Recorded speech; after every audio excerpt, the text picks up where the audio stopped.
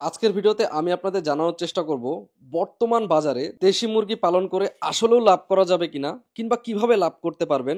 অথবা আপনার মনে যদি এই প্রশ্ন আসে যে আসলে কিভাবে করলে কিভাবে খামার পরিচালনা করলে দেশি মুরগি থেকে কিংবা চীনা হাঁস থেকে আপনি লাভ করতে পারবেন সে সম্পর্কে জানাবো। তার আগে বলে রাখি, লাভের কথা শুনলেই আমরা হুমড়ি খেয়ে পড়ি।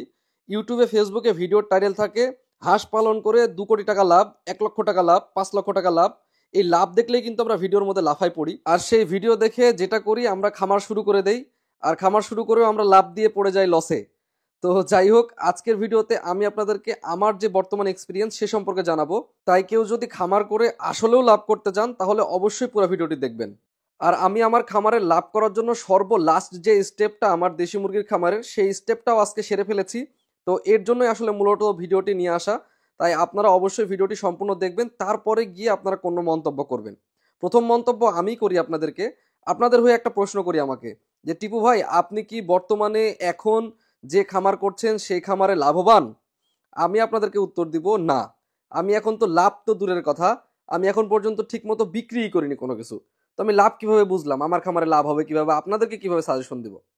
আমি আমার খামার এক্সপিরিয়েন্স 2017 সাল থেকে দেশি মুরগি করছি। তো সেই এক্সপিরিয়েন্স থেকে এর আগে যে লাভ মানে লাভ হয়েছে না লস হয়েছে, সেই এক্সপিরিয়েন্স থেকে বর্তমানে কিভাবে কি করছি এবং লাস্ট স্টেজ কেন বললাম, তো এই সম্পূর্ণ ডিটেলস ইনশাল্লাহ আজকে জানাবো। মূলত আজকে যে জানানোর বিষয়টা সেটা শুরু হয়েছে, যে দেখতে পাচ্ছেন আমার এই বাচ্চাগুলোকে আমি শর্টিং করতেছিলাম। শর্টিং মানে হচ্ছে ছোট বাচ্চা বড় বাচ্চা এগুলোকে সব আলাদা করতেছিলাম। আর মনে হলো যে এই আলাদা করার সময় শেষ সময় মনে হলো যে না, একটা ভিডিও বানাই, যে ভিডিওতে হয়তোবা আজকে আপনাদেরকে সবচেয়ে এই দেশি মুরগি পালনের সর্বোচ্চ মানে বর্তমান বাজারে সর্বোচ্চ যে উৎকৃষ্ট একটা ভিডিও সেটা আপনাদেরকে হয়তো উপহার দিতে যাচ্ছি। তো এখন আপনার মনে প্রশ্ন আসতেই পারে যে আসলে আপনিই লাভ করেন নাই, তাহলে কিভাবে আপনি আমাদেরকে লাভের গল্প শোনাবেন? তো পুরো ভিডিওটি দেখেন, আমি ইনশাল্লাহ আপনাদেরকে বুঝাই দেবো ব্যাপারটা কি করতে যাচ্ছি আর কি হচ্ছে। তো আজকে থেকে আমার খামারের মূলত হিসাব নিকাশ শুরু হতে যাচ্ছে। এর আগে যা করছি সব ইনভেস্টমেন্টের পরে আর কি এখন আপনাদের সাথে আমি হিসাব করবো এবং আপনাদেরকেই আমি দিনের পর দিন দেখাতে থাকবো যে এবার কত টাকা লাভ হলো, কোথায় কি হলো, লস কত হলো, সবকিছু জানাবো। এখন যে প্রক্রিয়াটি আপনারা ভিডিওতে দেখছেন এটি হচ্ছে আমি আমার যে বাচ্চাগুলোর ব্যাচ আছে সেই ব্যাচ থেকে বড় ছোট বাচ্চার ব্যাচ আলাদা করতেছি। এখন বলতে পারেন এখানে কত দিনের বয়সের বাচ্চা আছে। এখানে আমার একদম জিরো থেকে শুরু করে আমার খামারে প্রায় 6 মাস পর্যন্ত বাচ্চা আছে। এখন যে বাচ্চাগুলো দেখতে পাচ্ছেন এগুলো 15-20 দিনের বাচ্চা। 15-20 দিনের বাচ্চা বলার কারণ হচ্ছে এখানে 15 থেকে 20 দিনের মধ্যে যে বাচ্চাগুলো আসছিল তার মধ্যে যে বাচ্চাগুলো মাথা হয়ে উঠছে আর কি, বড় হচ্ছে, সেগুলোকে আলাদা করে রাখা এবং এদেরকে প্রকৃতিতে ছেড়ে দিয়েছিলাম আজকে দুপুরবেলা। তো ওরা আজকে আসলে এই দুপুরবেলা রোদ যখন শেষ হয়ে গেছে তখন একদম কোনায় গিয়ে চিপায় গিয়ে বসে আছে। তো ওদেরকে আমি যেটা করেছি, আমার খামারে মেইন যে ছেড়ে দেওয়ার জায়গা, ওপেন জায়গা, সেখানে ছেড়ে দিয়ে আমার যে খাবার রয়েছে আপনাদেরকে দেখিয়েছিলাম ভাত ডাল যেটা সিদ্ধ করি এবং তার সাথে যে প্রিমিক্স অ্যাড করি, সে খাবারটা খাওয়ানোর অভ্যস্ততা করতেছি। আর আমার খামারে প্রায় প্রত্যেকটা প্রাণী দেখতে পাচ্ছেন এখানে এইরকম জায়গায় হচ্ছে বসে থেকে একটা চীনা হাঁস ডিম দিছে। আমার প্রত্যেকটা প্রাণী এখানে একদম মুক্ত মুক্ত পদ্ধতির মতো করে থাকে, কিন্তু জায়গাটা আবদ্ধ। তো এই জন্য আসলে ওদেরকে ছেড়ে দিয়ে অভ্যাস করতেছিলাম, দুপুরে কিছুক্ষণ ছেড়ে দিয়ে আবার ওদেরকে। এটা হচ্ছে আমার বাচ্চাদের হচ্ছে লাস্ট স্টেজ, মানে বাচ্চা এই জায়গাটায় এসে লাস্ট স্টেজে থাকে। এক ব্যাচ থাকে খাঁচার মধ্যে আর এক ব্যাচ থাকে বাইরে। এখানে যেগুলো দেখতে পাচ্ছেন 15 থেকে 20 দিনের বাচ্চা, এগুলো আছে লাস্ট বড় খাঁচায়, এবং বাইরে যে বাচ্চাগুলো আছে সেগুলো আছে প্রায় 1 মাসের মতো বয়স। তো আপনারা বাচ্চা দেখে হয়তো ভাবতে পারেন ভাই এত বড় বড় বাচ্চা, আসলে ঠিক মতো যদি ব্রুডিং করেন এবং ঠিক মতো যদি বাচ্চা রাখতে পারেন তাহলে অবশ্যই বাচ্চা এরকম সাইজের হবে। এবং এদেরকে এখন আমি বর্তমানে ব্রয়লার স্টার্টার খাবার দিচ্ছি এবং এদেরকে ব্রয়লার স্টার্টারের পাশাপাশি একবেলা দিচ্ছি ভাত ডাল সিদ্ধ এবং আমার যে প্রিমিক্স মেশানো খাবার সেটা দিচ্ছি। এবং এইটার পরে দেখতে পাচ্ছেন যে এই যে নিচে যে অংশটা আমি খাঁচাতে রেখেছি, এদেরকে খাঁচাতে রাখার কারণ হচ্ছে এই উপর থেকে যে মলটা আছে মলটা নিচে পড়ে যাবে এবং তলে একটা পেপার দেওয়া আছে, পেপারটা পরিষ্কার করে দিলেই আমার জায়গাটা পরিষ্কার হয়ে গেল। ওদের গায়ে কোনো মল লাগলো না, ওরা মল খেতে পারলো না, বা মলের সাথে খাবার মিশে থাকা খাবার ওরা খেতে পারলো না, অসুস্থতা হইলো না। তো এতে কি হবে, আমার বাচ্চা মারা যাওয়ার পার্সেন্টেজ কমে যাবে। তো আপনারা যেটা করতে পারেন মূলত 1 মাসের মতো এদেরকে এরকম খাঁচায় রাখতে পারেন, যেখানে খাঁচার তল দিয়ে মলগুলো নিচে পড়ে যাবে, ওপরে ওরা হচ্ছে থাকবে। এদের রাতের বেলা শুধু এখন বাল্ব দিচ্ছি আর এদের মলগুলো পরিষ্কার করে দিলে কিন্তু এটা থেকে যাচ্ছে। এতে কি হচ্ছে, আপনার মুরগির যে মর্টালিটির হার সেটা কিন্তু বাচ্চা যে মর্টালিটি সেটা একদম কমে যাচ্ছে। তো তাতে কি হচ্ছে আপনার ওই মানে যে কস্টটা সেটা অনেকটা কমে আসতেছে। যখন আপনি অনেকগুলা মুরগি একসাথে পালবেন তখন দেখবেন যে এরকম এই যে আমার এই যে ব্যাচটা দেখতে পাচ্ছেন এটা কিন্তু বয়স হচ্ছে 10 দিনের উপরে। তো এখানেই দেখলাম যে অনেকগুলা বাচ্চা বড় বড় হয়ে গেছে। তো আমি যেটা করলাম সেটা হচ্ছে যে ওখান থেকে বের করে একদম বড় খাঁচায় নিয়ে গেলাম। সব ব্যাচ একসাথে যে নিয়ে যাবো তা না। আবার যেগুলো জিরো বাচ্চা দেখছেন এই জিরো বাচ্চার মধ্যে 4-5 দিন বয়স হওয়ার পরে কিছু কিছু বাচ্চা মাথা হয়ে গেছে। তো সেগুলোকে আলাদা করে আমি আরেক খাঁচার মধ্যে দিয়ে দিচ্ছি। একটা জিনিস আরেকবার আপনাদের বুঝাই দিই, আমি কিন্তু সব বাচ্চা এখানে দেখতে পাচ্ছেন এক ব্যাচের বাচ্চা, এটার মধ্যে কয়েকটা বাচ্চা দেখবেন এমনিতেই বড় দেখাচ্ছে। তো এই বড় বাচ্চাগুলোকে যে আমি ইয়ে করেছি কি বলে হচ্ছে ওই মানে এটার মধ্যেই রেখে দিয়েছি এরকম না। বড় বাচ্চাগুলো যখন এখানে একসাথে থাকে তখন ছোট বাচ্চা যেগুলো একটু দুর্বল সেগুলো কিন্তু খাবার খেতে পারে না ঠিক মতো। তো আমি যেটা করি এই বড় বাচ্চা মাথা হলেই আলাদা করে সেপারেট করে দেয়। এটা দেখতে পাচ্ছেন ওই বাচ্চাগুলো হচ্ছে আরেকটু বড়, এখানেও আবার কিছু কিছু বাচ্চা অনেক বড় বড় হয়ে গেছে। তো সেগুলোকে কি করব আরেকটা স্টেপে নিয়ে চলে যাব। তো একের পর এক স্টেপ যখন আমি চেঞ্জ করতেছি তখন যে ছোট বাচ্চাগুলো থেকে যায় যেগুলোকে আমরা আমাদের লোকাল ভাষায় ক্যাট বলি বা দুর্বল বাচ্চা বলি, সেই ক্যাট বাচ্চাগুলো কি হয় আবার ঠিক মতো খাবার খেয়ে ওরাও সবল হয়ে যায় এবং বড় হয়ে যায়। যখন আপনি একটা ব্যাচে দেখা যাচ্ছে 50টা বাচ্চা আছে তার মধ্যে 10টা বাচ্চা দেখবেন এমনিতেই বড় বড় লাগতেছে। তো সেই বাচ্চাগুলোর সাথে যখন এই বাচ্চা রেখে দিবেন তখন কিন্তু হচ্ছে আপনার খামারে বাকি বাচ্চাগুলো ছোট হয়ে যাবে। তো এর জন্য অবশ্যই মুরগির বাচ্চাকে দেশি মুরগিকে মূলত শর্টিং করা দরকার। আমার এখানেও দেখতে পাচ্ছেন অনেক কয় ব্যাচের বাচ্চা আছে। আগে দেখালাম 2টা বাচ্চা, এই যে এখন দেখতে পাচ্ছেন আরেক ব্যাচের বাচ্চা। আর এখানে সব খোলামেলা তো এজন্য ওদেরকে দেখানোটা খুব টাফ হয়ে যায়। সব দৌড়ধাপ করে এরা। এই যে আরেক ব্যাচের বাচ্চা দেখতে পাচ্ছেন এখানে। তো এটা আরেকটু বড়, এটা আর কয়েক মাস পরে বিক্রিযোগ্য হয়ে যাবে। এখানে দেখতে পাচ্ছেন আরেক ব্যাচের বাচ্চা ছাড়া আছে। এটা কিন্তু মুরগি থেকে ফুটানো। এটা দেখতে পাচ্ছেন আমার বড় অ্যাডাল্ট বাচ্চা যেগুলো মানে মুরগি সেগুলোকে বিক্রি করতে পারবো। এগুলোকে আলাদা করে রাখা আরকি। দেখতে পাচ্ছেন এগুলা। আবার এই যে এখানে দেখতে পাচ্ছেন আরেক ব্যাচ, এটা হচ্ছে আপনার 1 মাসের উপরে ব্যাচ। এটা যেটা খাঁচার মধ্যে ছিল ওটাকে ছেড়ে দিয়েছি। আর এখানে অন্যান্য মুরগি ঢুকেও ঝামেলা করে, এটা দেখতে পাচ্ছেন 1 মাসের মতো ব্যাচ। এই একের পর এক ব্যাচ আর কি আসতেই থাকে, ওদেরকে আলাদা আলাদা করতে থাকি, আইডেন্টিফাই করতে থাকি। এবং এটাতে যেটা সুবিধা হচ্ছে সেটা হচ্ছে যে আমার ছোট বাচ্চাগুলো ছোট থাকতেছে না, ওদেরকে ঠিক মতো টেক কেয়ার করতে পারতেছি, খাবার দিতে পারতেছি, ওষুধ দিতে পারতেছি, ভিটামিন মিনারেলসের কোনো ঘাটতি থাকতেছে না। তো যেটা হচ্ছে সেটা হচ্ছে যে খুব দ্রুত বাচ্চাগুলো বড় হয়ে যাচ্ছে এবং বিক্রিযোগ্য হয়ে যাচ্ছে। এই যে এই মুরগিটা দেখতে পাচ্ছেন যেটা আমি ধরলাম এখন হাত দিয়ে, এটাও কিন্তু এখানে ছিল, এদের সাথে ছিল। তো ওরও একটা অভ্যাস আছে যে এইখানে ঢুকে আসার অভ্যাস। তো ও বারবার খালি এখানে ঢুকে আসে। এখানে দেখতে পাচ্ছেন ওদের কিন্তু নতুন নিয়ে আসছে ওর জন্য ওরা ভয় পাচ্ছে। তো এই মুরগটাই দেখেন, এই মুরগটা কত চমৎকার, কত সুন্দর সাইজ হয়ে গেছে। এরকম মুরগ যখন বাজারে নিয়ে যাবেন, বাজারে ভাই যদি বাজার চলে 400 টাকা, আপনারা এমনিতেই 500 টাকা কেজি পাবেন। তো এরকম মুরগ, একটা সুন্দর মুরগ যদি নিয়ে যেতে পারেন বাজারে, তো বাজারেও দাম ভালো পাবেন, আবার হচ্ছে কোয়ালিটিও ভালো হবে। এবং বাজারের ব্যাপারে একটা কথা বলি, এরকম মোরগ আপনি যদি বাজারে 100 পিস নিয়ে যান একসাথে, তাইলে কিন্তু আর দাম হবে না। নিয়ে যেতে হবে 5 পিস বা 10 পিস, তাইলে আপনার বাজারে ঠিক আছে। আপনার স্থানীয় বাজারের সাইজটা কেমন সেটা দেখতে হবে। আর দেশি মুরগি কিন্তু এই যে দেখতে পাচ্ছেন আমি এখানে মানে ডিম এভাবে ফুটাই না বাচ্চা দিয়ে। কিন্তু এই যে যখন আমি চীনা হাঁসের বাচ্চা ফুটাই তখন মুরগি দিয়ে ফুটাই, বাকি ডিমগুলো আমি ইনকিউবেটরে ফুটাই। তো আমার এই মুরগি কিন্তু হচ্ছে কুচা বসে যে সময় নষ্ট করে, সে সময় নষ্ট করার সুযোগ নাই।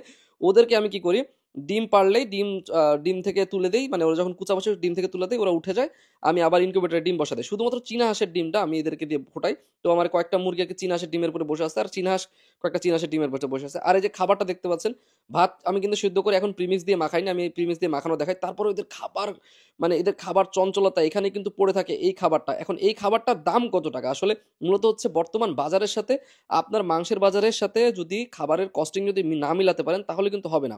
আপনি যদি একটা 60 টাকা বা 70 টাকা কেজির খাবার খাওয়ায় যদি মুরগিকে নিয়ে গিয়ে হাটে বিক্রি করবেন, সেই টাকা দিয়ে লাভ করবেন সেরকম আশা করেন বর্তমান বাজারে, তাহলে কিন্তু আপনি বোকা স্বর্গে বাস করতেছেন। কারণ এটা দেশি মুরগি। অন্য মুরগি হলে হয়তো, যেটা ব্রয়লার বা অন্যান্য কিছু যেগুলার হচ্ছে আপনার মানে শরীরে ওদের এমনিতেই গ্রোথ পারফরমেন্স ভালো, সেগুলো হইলে আলাদা বিষয় ছিল। কিন্তু যখন আপনি হচ্ছে দেশি মুরগির কথা চিন্তা করবেন তখন আপনি যদি খাবার খরচ কমে যদি আপনি না করতে পারেন তাহলে কিন্তু কাজ হবে না। এই খাবারটা আমি এখন বর্তমানে যেটা খাওয়াচ্ছি এটা হচ্ছে 33 টাকা, মানে 34 টাকা কেজি কিনছি, 35 টাকায় কেজি ধরলাম। যদি এখানে 1 কেজি চাল আমি সিদ্ধ করি তো আমার এটা প্রায় 4 কেজি ভাত হয়। তো 4 কেজি ভাত হলে এই খাবারটার দাম প্রায় 10 টাকার নিচে চলে আসে। আর প্রিমিক্স অ্যাড করার পরেও 15 টাকার মতো কেজি চলে আসে। আর যদি কেউ প্রিমিক্স সম্পর্কে না জেনে থাকেন, আমাদের আগের ভিডিও দেখবেন কিভাবে আমি খাবারটা খাওয়াই, সেই ভিডিওটা দেখে নেবেন আপনারা।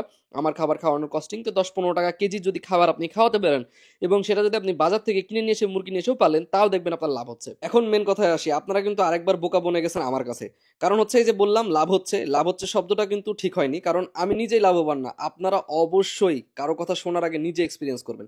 এই যে এই মুরগটা দেখতে পাচ্ছেন, এই মুরগটা যেটা পুরা উল্টানো, এই মুরগটা কিন্তু হচ্ছে আমি হাট থেকে কিনে নিয়ে আসছিলাম।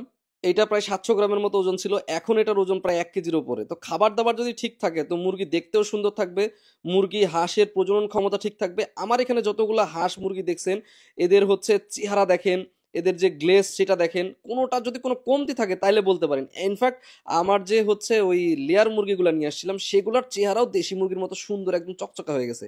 আমার একটা মুরগি, একটা হাঁস আপনারা দেখাইতে পারবেন না যেটার শরীর স্বাস্থ্য খারাপ। আর এই যে বাচ্চাগুলো দেখতে পাচ্ছেন এগুলোকে কিন্তু আমি রোদে নিয়ে এসে প্রতিদিন ছেড়ে দেই। আর এদেরকেও কিন্তু ওই খাবারটা একবেলা করে দেওয়ার চেষ্টা করি, যারা একটু বড় হয়ে যায়। ছোটদেরকে কিন্তু ব্রয়লার স্টার্টারই দেই।